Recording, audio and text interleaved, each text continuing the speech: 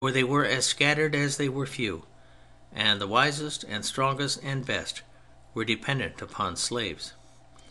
In Europe, I repeat, the experiment was untried, and it is one of the chief faults of the French revolutionaries that, having been compelled in the critical moment of the opening of the Revolution to the use of election and representation, they envisioned the permanent use of a similar machinery as something sacred to and normal in the democratic state.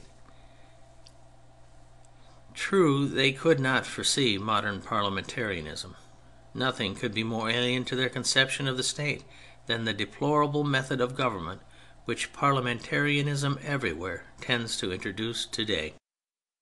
True, the French people during the Revolutionary Wars made short work of parliamentary theory, and found it a more national thing to follow a soldier, being by that time all soldiers themselves, and to incarnate in a dictator the will of the nation.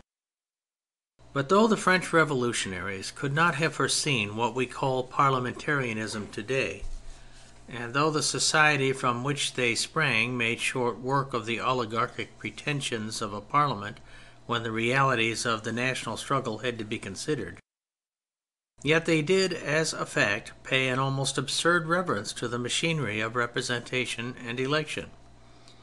They went so far as to introduce it into their attempted reform of the Church. They introduced it everywhere into civil government, from the smallest units to the highest.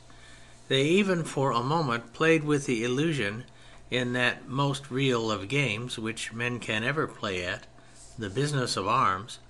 They allowed the election of officers. They were led to do this by that common fallacy, more excusable in them than in us, which confounds the individual will with the corporate. A representative, they thought, could in some way be the permanent receptacle of his electorate. They imagined that corporate initiative was always sufficiently active, in no matter what divisions or subdivisions, to react at once upon the delegate, to guide him as may be guided by a driven animal, or to command him as may be commanded as a servant. It was in vain that Rousseau, the great exponent of the democratic theory upon which France attempted to proceed, had warned posterity against the possible results of the representative system. They fell into the error, and it possesses many of their descendants to this day. Rousseau's searching mind perceived indeed no more than the general truth that men who consent to a representative system are free only while the representatives are not sitting.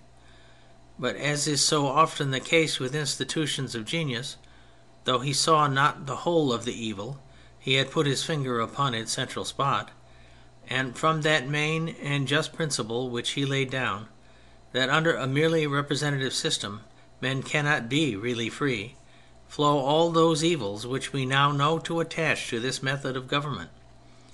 What a rather clumsy epigram has called the audacity of elected persons is part of this truth.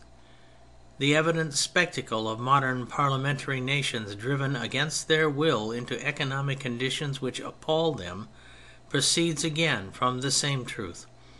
The conspicuous and hearty contempt into which parliamentary institutions have everywhere fallen again proceeds from it, and there proceeds from it that further derivative plague, that the representatives themselves have now everywhere become more servile than the electorate, and that in all parliamentary countries a few intriguers are the unworthy depositories of power, and by their service of finance permit the money dealers to govern us all today. Rousseau, I say, the chief prophet of the Revolution, had warned the French of this danger. It is a capital example of his talent, for the experiment of democratic representation had not yet in his time been tried, but which much more is that power of his by which he not only stamped and issued the gold of democracy as it had never till then been minted. No one man makes a people or their creed, but Rousseau more than any other man made vocal the creed of a people, and it is advisable or necessary for the reader of the Revolution to consider at the outset of his reading of what nature was Rousseau's abundant influence upon the men who remodelled the society of Europe between 1789 and 1794. Why did he dominate those 5 years, and how was it that he dominated them increasingly?